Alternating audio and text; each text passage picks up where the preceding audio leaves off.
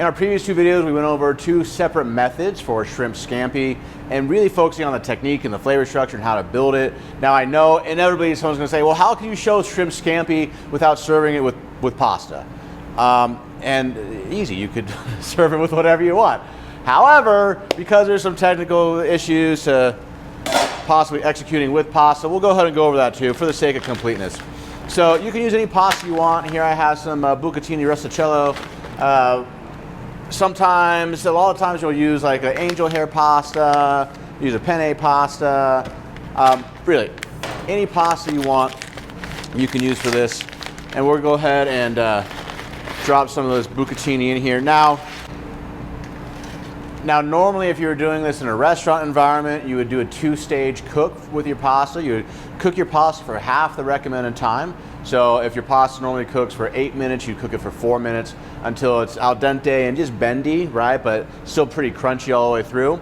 And then you shock it in some ice water, set it aside, portion it out usually. So you portion it into Ziploc baggies or whatever portioning system that you're using.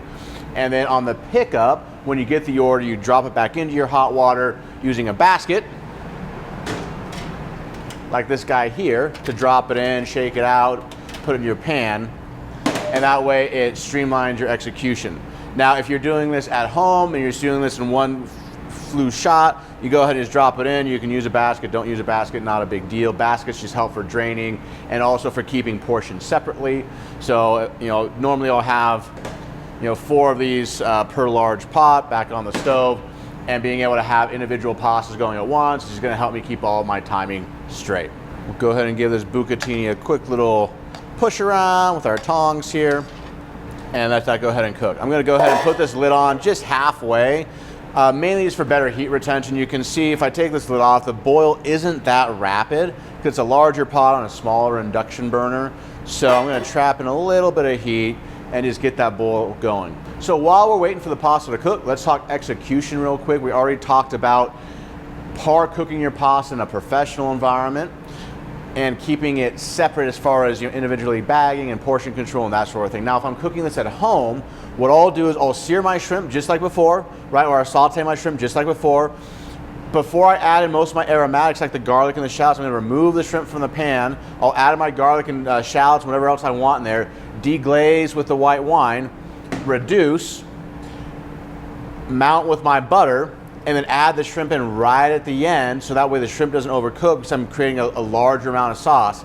Then the drained pasta just goes into the bowl, and then I pop the sauce into this bowl with it and toss, okay? So it's a pretty simple method. Again, you already saw how to make the shrimp scampi from start to finish in our 2 previous videos, so I'm not gonna re-go over that for redundancy's sake.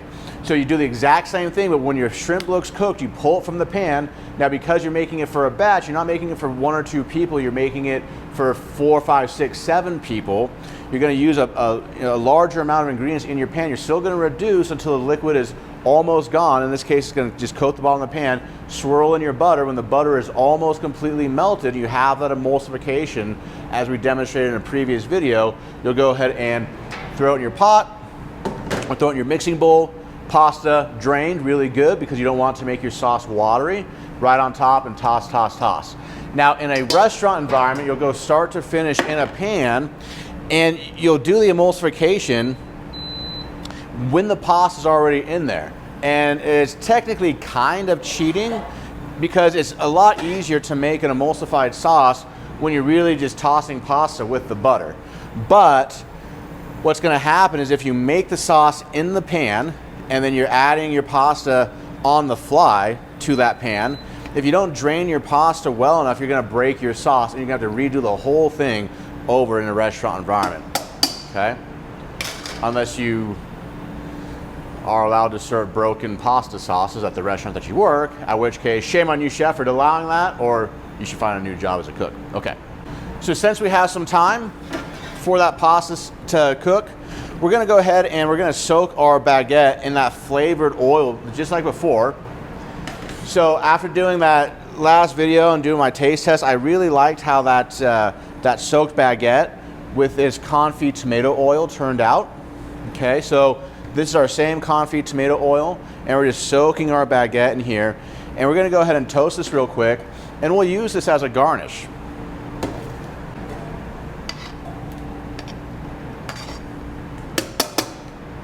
So now that our pan has had a chance to warm up over medium heat, again, this pan is dry because there's gonna be plenty of oil in our soaked bread here. What I'm going to do, which I didn't do last time, I'm just gonna play around. We'll see how this goes. We're gonna go ahead and just throw a little bit of herbs. This is our minced chive, kind of right down on top of this. And then I'm gonna go ahead and lay that down, herb side down. We'll do a little more chive.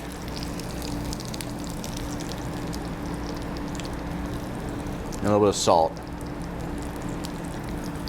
Now here's what often happens as you're creating dishes. Remember how we started the F-step worksheet with this idea of, okay, we're gonna do a sauteed shrimp, okay? And we're gonna do a plan of scampi so we can show you an emulsion sauce. But instead of using pasta, I wanna use a baguette. I'm gonna do an appetizer. And I'm gonna do a play on a bruschetta. So we're gonna call it a shrimp scampi bruschetta. Well, we do our shrimp scampi bruschetta test. It comes out really nice, but we're just not getting the whole like bruschetta vibe from it. But it's still a good solid appetizer that we can mess with the name on. However, the soaking of the bread in the confit tomatoes that we did specifically for the bruschetta, which we're no longer doing, right, turned out to be really awesome. So now we could use these confit tomatoes as a garnish. We could use the soaking bread method as a garnish to serve with our traditional pasta dish as a shrimp scampi. So it just kind of goes to show you how dishes tend to evolve over time in the kitchen, and you always want to make sure you're not too limiting to yourself. You're not editing yourself too much when you're coming up with ideas. You know, you think, oh, shrimp scampi bruschetta, that's an awful idea. Well, did you try it? Did it turn out awesome? It turned out pretty good, right? But what we really got from it was this right here. We got this nice method of soaking our baguette in a flavored oil, getting a nice, beautiful, even toast on it, and now we have some really delicious bread that we can serve as a garnish. Now, while we're playing with this, I'm thinking to myself, I wonder if I could get away with maybe reducing the heat to number 4. Gonna lay a little bit of this on top here. This is just some shaved parm that we have that we're going to garnish our pasta with. But I don't know about you, I like some cheesy bread. I'm sure you probably like some cheesy bread. Ooh, I got this roasted garlic here. I want to get this roasted, probably can't get this roasted garlic to stick, but we'll see, maybe we can. Put that on there, put this on top, see if we can get that to melt a little bit while we're waiting for our pasta to cook. So in the meantime, we'll go ahead and check our bucatini. Oops.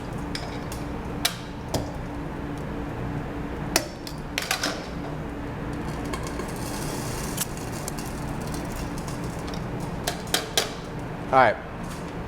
So at this point, it's just like a hair. It's like maybe 60 seconds under perfect al dente. Maybe a little more.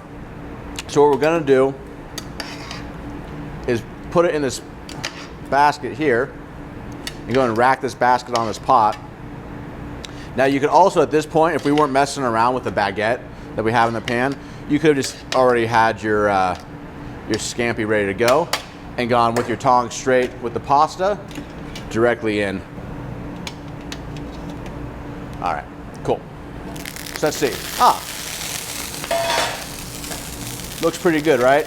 So we got it melted, nice and toasted. The garlic didn't really stick, but we got some melted cheesy bread, right? So now it's like this garlic Parmesan crostini that we cooked in a confit tomato oil, right?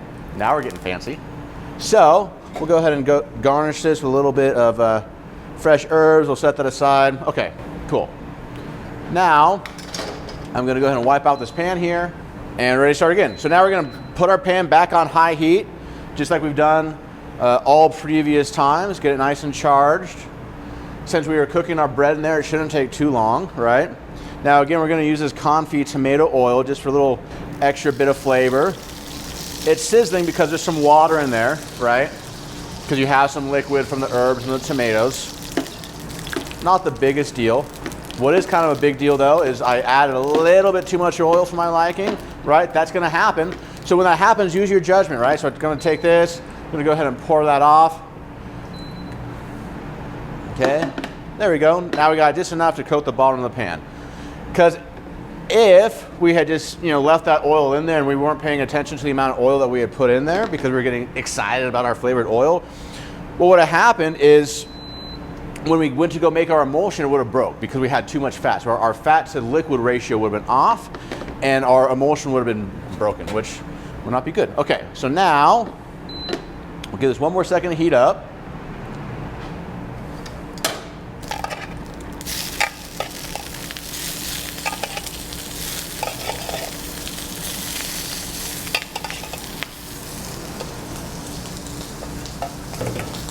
All right, just like before, shrimp are in. Let's go ahead and hit it with some garlic, some shallots, some salt.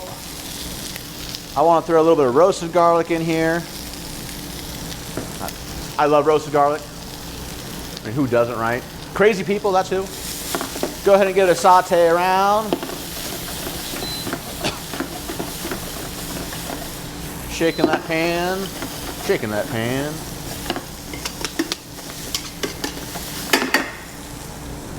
Now when you're working with your garlic and your alliums in general, so your alliums are your onion family, but when you're working with your garlic specifically, there's that point where you add your garlic where it smells like raw and like green and harsh, and then it starts to smell sweet, and then it starts to smell brown. So for this style of dish, you want to basically kill the garlic cooking by deglazing right when it starts to smell sweet, but before it turns brown on you. So we're going to go ahead and add in our white wine to deglaze.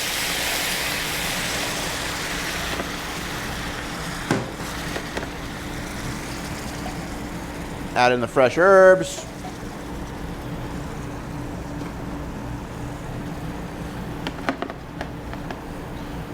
Let this reduce for a second before we add in our seeded and diced tomatoes, because I don't want the seeded and diced tomatoes to get too overcooked and soggy in here. Go ahead and flip any shrimp over that looks like they need a little extra doneness on the opposing side. Nice thing about shrimp and other crustaceans like this is they have a built-in timer. When they're pink, they're done. Now at this point, if you had added too much liquid and you're scared that you're going to overcook the shrimp, you just take the shrimp out and reduce. But I can see by how the liquid is bubbling, we're almost there. So I'm going to add in my seeded diced tomatoes. And of course, can't forget the lemon, right? Some lemon. Now you can see the amount of liquid here is still too much. We want to reduce that down till it's almost gone. Now I'm going to check my pasta. Does it need more cooking? No, it's good to go. So I'm going to give it a quick dump in the water just to kind of freshen it back up. A good shake. You don't want to add too much excess liquid. And now the pasta goes into the pan. Now from here, we're going to go ahead and add in a couple pats of butter. Now again, you could have made the sauce and then added the pasta, but you do run the risk of the excess liquid from the pasta breaking your sauce. So a little bit of the starch from the pasta is going to give you a better coating on the pasta itself. Add another pat of butter. Toss, toss, toss.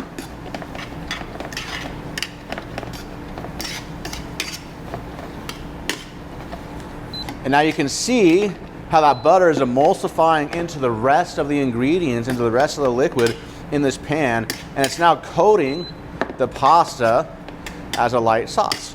And yes, I too find it annoying that this thing beeps every single time I lift it off the burner.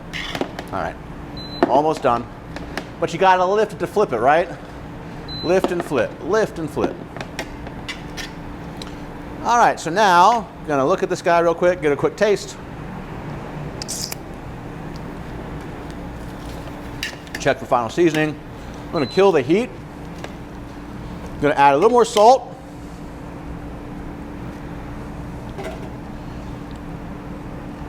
A little more herbs. I'm gonna add some herbs at the end too. Also, tasting this, I'm feeling like some pepper.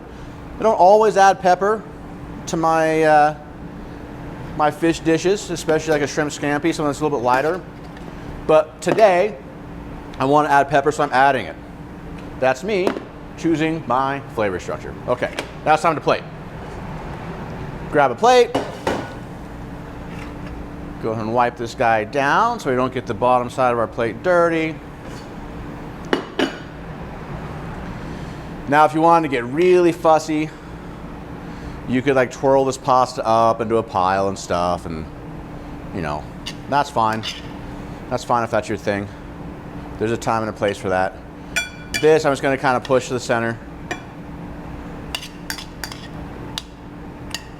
And then probably just arrange the shrimp around the outside. Now we could also arrange it on top, but what I want to do with on top is I want to put our toasted baguette that we have with the cheese and the roasted garlic as our garnish. Okay, so we'll go ahead and do 7 shrimp for the entree. Take the rest of the pasta, kind of pile it up without it falling too much down on our shrimp.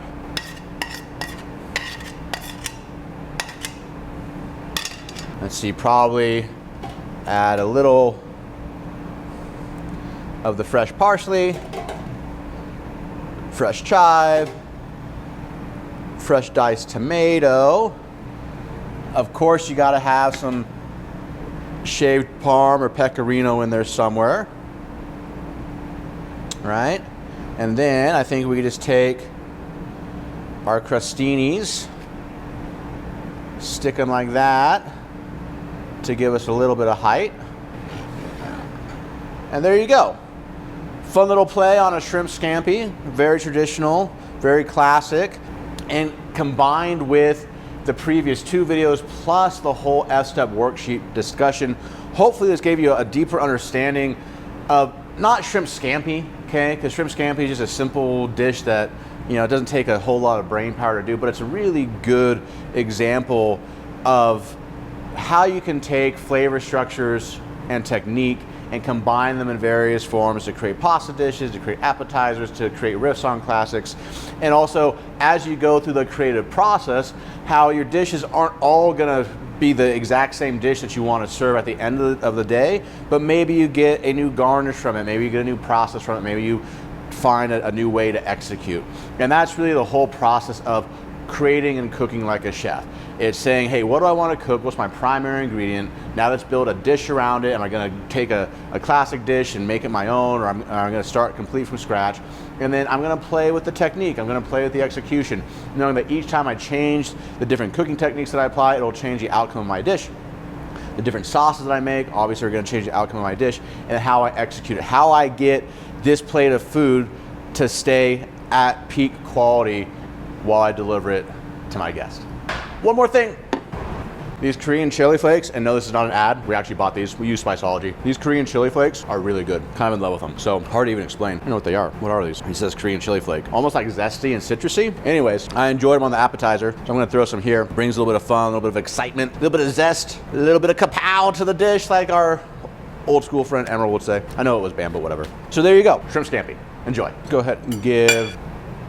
That's pretty nice. And the garlic stuck, which is good. Way too much pasta, by the way. I mean, not way too much, but just too much. Bucatini's really good. Shrimp, love shrimp, good stuff. Say maybe a little more salt in general. Season that guy up a little bit more. So on the pickup then, I'd adjust this and add more salt. It's amazing what a little extra salt can do. So what I want you to do too is, if in general you feel uncomfortable seasoning your food, right? Like a lot of newer students, or even some people who've been cooking for a long time, will say, hey, like, I don't know how much salt to add, I don't know how much acid to add. Well, you're gonna have to get it right up to the borderline, and sometimes you're gonna break that border and serve something that maybe just be a little bit too heavily seasoned for your palate.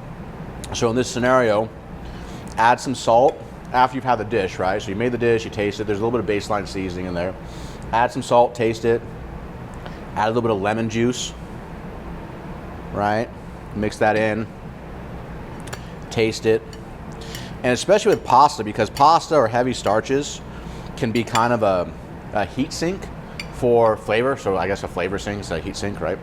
But they have a tendency to absorb flavors, especially flavors in sauces, which makes them a really good delivery device. But it could also take a dish or a sauce that seemed perfectly seasoned when you were putting the whole thing together, then you add the pasta, you give it a toss, and not so much, right? The same thing can happen when you're working with potatoes, polenta, rice, whatever. So now we're gonna taste it. So that extra bit of lemon brought the flavor of lemon, but also opened up the dish a little bit more. Add a little more salt. Add a little more of the Korean chili flakes. Give it even more of a kick. And your kick can be anything. It could be your red chilies, it could be like Burberry. So some other hot spices that we have are Aleppo, ancho, Burberry. So all of these can be sprinkled on any dish as a garnish. A little red sprinkling of something always looks good on a plate. And it'll also bring a little bit of a kick, a little bit of interest to your dish. So again, this is a good way as you're eating through this to really dial in that final flavor structure that you want. As we talked about in previous videos, you make a dish over and over and over again, and you kind of adjust the seasoning, adjust the flavor each time to make it even better. And as you get better at that dish and you execute it more, it becomes almost like, you know, muscle memory playing a sport, shooting a basket, throwing a punch, anything like that, right? You just get better, more fluid at it, and you'll be able to nail that flavor structure every single time. And serve a very delicious dish, in this case a shrimp scampi, that's uniquely yours. Oh, that's some good stuff. Okay, so there you have it. I hope you enjoyed this little shrimp scampi series and how we take a very simple, approachable, classic dish and shoot it through the S-step lens to, number one, better understand it, better execute it, and then play with it a little bit to make it our own. Thanks for watching, and for more information, just check out the links in the description below this video, and it'll take you to all the places you want to go.